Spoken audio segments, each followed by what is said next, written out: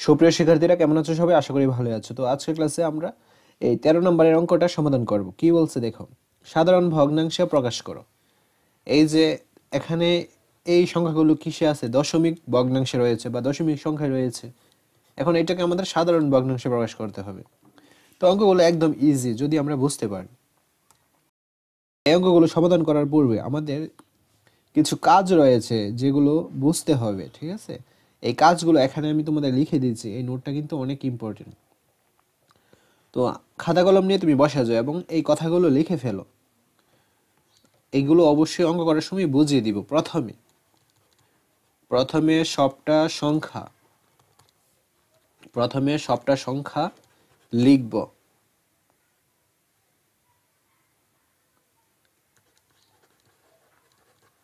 দশমিক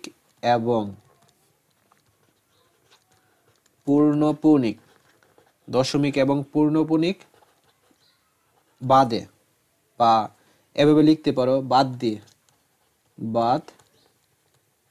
দিয়ে সবটা সংখ্যা লিখবো কি দশমিক এবং পূর্ণপূর্ণিক বাদ দিয়ে। তোমাদের এর ব্যবহারটা আমি একটু পরে বুঝিয়ে দিচ্ছি। তারপর আমরা বিয়োগ করব। বিয়োগ করার পর কি?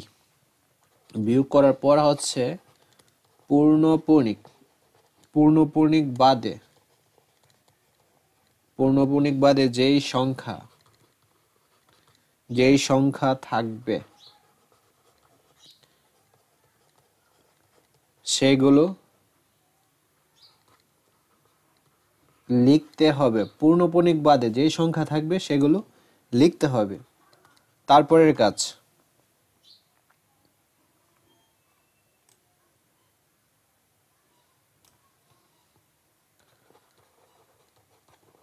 দশমিকের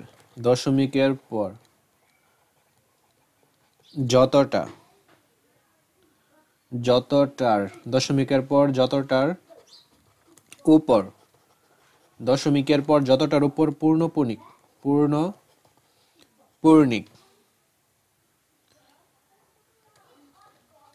ততটা 9 হবে। দশমিকের পর যতটার উপর পূর্ণপূর্ণিক থাকবে ততটা 9 হবে। এবং না থাকলে কি হবে? না থাকলে শূন্য দিব। তো এই যে চারটা স্টেপ মেনে আমরা কি করব? এই অঙ্কগুলো সমাধান করব এবং ইজিতেই অঙ্কগুলো সমাধান হয়ে যাবে। তো একবার যদি অঙ্কগুলো তোমরা ভালোভাবে বুঝে করে ফেলো তাহলে এইরকম নিয়মে যত টাইপের অঙ্কই আসুক না কেন তোমরা অবশ্যই পেরে যাবা। আচ্ছা, আমরা প্রথমে একটু হার্ড অঙ্ক করি, মোটামুটি হার্ড লেভেলের একটা অঙ্ক করি। তাহলে এই সবটা স্টেপই পড়বে এই অঙ্কে। আমরা ঘ নাম্বার অঙ্কটা করি। ঘ 3.78 এর উপর কি পূর্ণপূর্ণিক। আমরা কি বলছি দেখো, প্রথমে সবটা সংখ্যা লিখবো। আচ্ছা, এখানে এখানে একটা জায়গায় তুমি এরকম ভাবে অঙ্কটা দেখে নিতে পারো আর কি।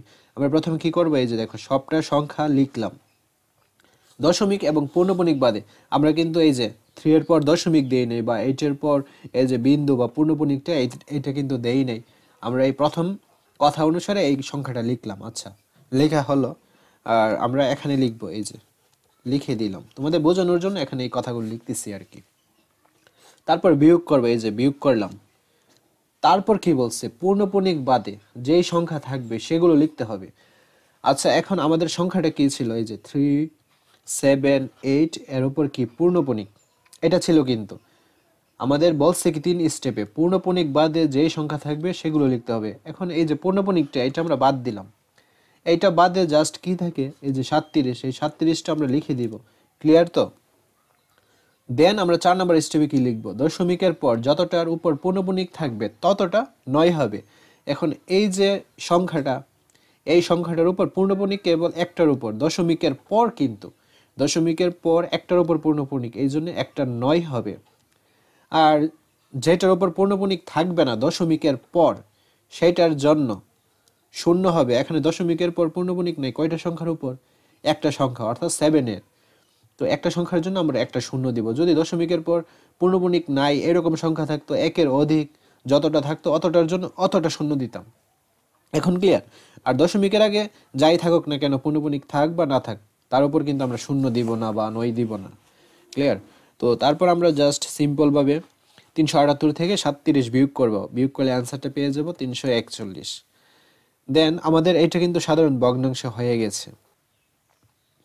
90 90 দ্বারা 341কে ভাগ করব। তো 90 দ্বারা 341কে 3 দ্বারা যায়, 4 নিলে বেশি হয়ে যায়, 3 90 এ 270। 341 থেকে 270 বিয়োগ দিলে হবে 71। তো আমরা অ্যান্সারটা কি পাচ্ছি? 3 সমস্ত 90 ভাগের 71। অর্থাৎ দেখো মিশ্র ভগ্নাংশ কিন্তু হয়ে গেল। আমাদের কাজ হচ্ছে এইরকম অপ্রকৃত ভগ্নাংশ থাকলে একে আমাদের কি ভগ্নাংশে পরিণত করতে হবে? মিশ্র ভগ্নাংশে পরিণত করতে হবে। আচ্ছা, এখন আমরা ক নাম্বারটা সমাধান করি। 0.2 এর উপর পূর্ণপণিক। তো আমাদের শর্ত অনুসারে কি ছিল? প্রথম সবটা সংখ্যা লিখবো দশমিক এবং পূর্ণপণিক বাদে। এখন এই যে সামনে যদি শূন্য থাকে এর তো কোনো ভ্যালু নেই, শূন্য দেওয়া যে কথা না দেওয়া একই কথা। আচ্ছা, যেহেতু আমি এই স্টেপগুলোতে বলছি যে সবটা সংখ্যা লেখার জন্য, আমি সবটা সংখ্যা লিখি, প্রবলেম নেই। তারপর কি বলছি? বিয়োগ। বিয়োগ করার পর আর তৃতীয় স্টেপে কি বলছি? পূর্ণপণিক বাদে যেই সংখ্যাটা থাকবে সেই সংখ্যাটা লিখতে হবে। তো 2 এর উপর পূর্ণপণিক, পূর্ণপণিক বাদে কেবল শূন্য রয়েছে, এই শূন্যটা এখানে বসাইলাম। দেন দশমিকের পর যতটা সংখ্যার উপর পূর্ণপণিক ততটা নয়, আর যদি না থাকে সেক্ষেত্রে শূন্য। দশমিকের পর জাস্ট একটা সংখ্যার উপরই পূর্ণপণিক, এই কারণে একটা 9 হয়ে যাবে।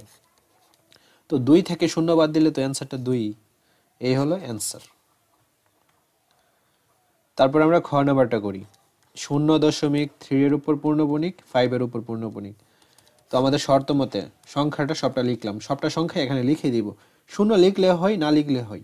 তো আপাতত তোমরা লিখো, পরবর্তীতে শূন্যটা দিও না। আচ্ছা, লিখলাম। তারপর আমাদের কাজ কি? এই যে দেখো সংখ্যাটা তো এইটা ছিল, আমাদের কাজ হচ্ছে পূর্ণপণিক বাদে যেই সংখ্যাটা থাকবে ওই সংখ্যাটা লিখতে হবে, জাস্ট শূন্য থাকে। দেন আমাদের আরেকটা কাজ হচ্ছে কি? দশমিকের পর যতটার উপর পূর্ণপণিক অতটা 9 হবে, আর যদি দশমিকের পর পূর্ণপণিক না থাকে তাহলে শূন্য দিব। তো আমরা এক্ষেত্রে 9 দিব। আচ্ছা, তারপর 35 থেকে শূন্য বিয়োগ দিলে তো 35 হবে, আর নিচে কি? 99। যদি প্রকৃত ভগ্নাংশে থাকে এক্ষেত্রে আমাদের ভাগ করার দরকার নেই, আর যদি অপ্রকৃত থাকে, উপরেরটা লবটা যদি বড় হয়, হরটা যদি ছোট হয়, এক্ষেত্রে আমাদের মিশ্রে করে নিতে হবে, যেটা আমরা ঘয়ে করেছিলাম কিন্তু। তারপর গ নম্বর অঙ্কটা দেখি। 0.13 এর উপর পূর্ণপণিক। তো আমরা প্রথমে এই যে সবটা সংখ্যা দশমিক পূর্ণপণিক বাদে সবটা সংখ্যা লিখলাম। আচ্ছা, লেখার পর মাইনাস দিব। দেন আমাদের কি ছিল? 3 এর উপর পূর্ণপণিক ছিল, পূর্ণপণিক বাদে যেটা থাকবে সেটাই লিখতে হবে। এখন পূর্ণপণিক বাদে কি আছে? 0.1। সামনে শূন্য থাকা মানে কিন্তু এর কোনো ভ্যালু থাকে না। যদি ডান পাশে থাকে সেই ক্ষেত্রে কিন্তু ভ্যালু তৈরি হয়ে যায়। যেহেতু বাম পাশে শূন্য, ভ্যালু নাই, জাস্ট 1 আছে, আমরা এখানে 1ই দিব। তারপর দেখো দশমিকের পর যতটা সংখ্যার উপর পূর্ণপণিক থাকবে অতটা নয়, দশমিকের পর জাস্ট 3 এর উপর পূর্ণপণিক, জাস্ট আমরা 9 দিব। দেন দশমিকের পর পূর্ণপণিক নাই, কেবল একের বা একটা সংখ্যার, এই কারণে আমরা একটা শূন্য দিব। তো 13 থেকে 1 বিয়োগ দিলে হবে কত? 13 থেকে 1 বিয়োগ দিলে হবে 12, আর নিচে 90। তো কাটাকাটি যদি যাই, কাটাকাটি করলে ভালো, না করলে প্রবলেম হবে না। তো 12 যাই 6 দিয়ে, 6 দুগুণে 12, 90 এর মধ্যে যাই 6 দিয়ে, 6 15 90। আচ্ছা, অ্যান্সারটা হচ্ছে 15 ভাগের 2। তারপর তোমাদের সুবিধার জন্য ও নম্বর অঙ্কটাও কিন্তু করে দিচ্ছি। 6.23093 3 এর উপর পূর্ণপণিক, 9 এর উপর পূর্ণপণিক। আচ্ছা, এখানে দেখো 3 এর উপর পূর্ণপণিক এবং 9 এর উপর পূর্ণপণিক মানে কি? মাঝখানে যে শূন্যটা এটার উপরও কিন্তু পূর্ণপণিক হবে। অর্থাৎ একাধিক সংখ্যা যদি থাকে এক্ষেত্রে 3 এর উপর, অর্থাৎ বাম পাশেরটার উপর পূর্ণপণিক দিব এবং ডান পাশেরটার উপর পূর্ণপণিক দিব, আর মাঝখানের গুলা এমনিতেই পূর্ণপণিক হয়ে যাবে একাধিক যদি থাকে। আর দুইটা থাকলে জাস্ট দুইটার উপর পূর্ণপণিক, আর একটা থাকলে তো কথাই নেই, একটার উপর পূর্ণপণিক। যদি একের অধিক সংখ্যা এরকম রিপিট হয় তাহলে প্রথমটা এবং শেষটার উপর পূর্ণপণিক দিলেই সবটার উপর পূর্ণপণিক বোঝা যায়। তো এখন আমরা এটাই করব। আমরা প্রথমে এই যে দেখো সবটা সংখ্যা তুললাম, দশমিক এবং পূর্ণপণিক বাদে এই সবটা সংখ্যাই আমরা এখানে লিখে দিব। ঠিক আছে, লিখে দিলাম। দেন বিয়োগ করব। বিয়োগ করার পর এই যে দেখো পূর্ণপণিক আছে এইটার মধ্যে, পূর্ণপণিক বাদে যেই সংখ্যাটা থাকবে সেই সংখ্যাটাই এখানে লিখে দিলাম। কি আছে? 62, 62 লিখে দিলাম। তারপর দশমিকের পর যতটার উপর পূর্ণপূর্ণিক ততটার জন্য 9 হবে অতটা। আচ্ছা, 309 এই তিনটার উপর পূর্ণপূর্ণিক, তার মানে 3টা 9 আমরা লিখে দিব। দেন দশমিকের পর এই যে একটা সংখ্যা এর উপর পূর্ণপূর্ণিক নেই, তো এই একটা সংখ্যার জন্য আমরা শূন্য ইউজ করব। তো আমরা এখন বিয়োগ করে ফেলবো 9990, এটা থেকে এটা বিয়োগ দিলে অ্যান্সারটা আমরা পাবো 6247। তো এটা তো অপকৃতে আছে, আমাদের কি করতে হবে, মিশ্র ভগ্নাংশ তৈরি করে নিতে হবে। আচ্ছা, তার আগে দেখো এখানে কাটাকাটি, যে কাটাকাটি এটা করে ফেলি। এটা যায় 3 দিয়ে, 3 দিয়ে কাটাকাটি করলে পাবো 3330, আর এটা যায় 3 দিয়ে কাটাকাটি করলে পাবো 2020749।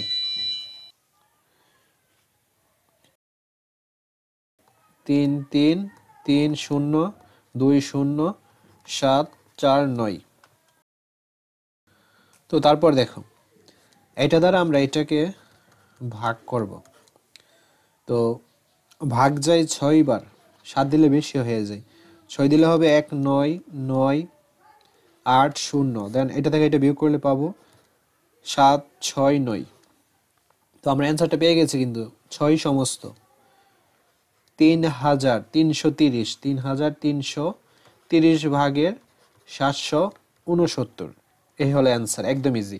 তো আশা করছি বুঝতে পেরেছো। অলরেডি অনলাইন ব্যাচ 2025 স্টার্ট করা হয়েছে, যেখানে মাত্র 850 টাকা ইংলিশ, 850 টাকা ম্যাথ, তোমাদের অর্ধবার্ষিক ফুল সিলেবাসটি কমপ্লিট করা হবে। আজই জয়েন হয়ে যাও অনলাইন ব্যাচ 2025-এ। ধন্যবাদ সবাইকে।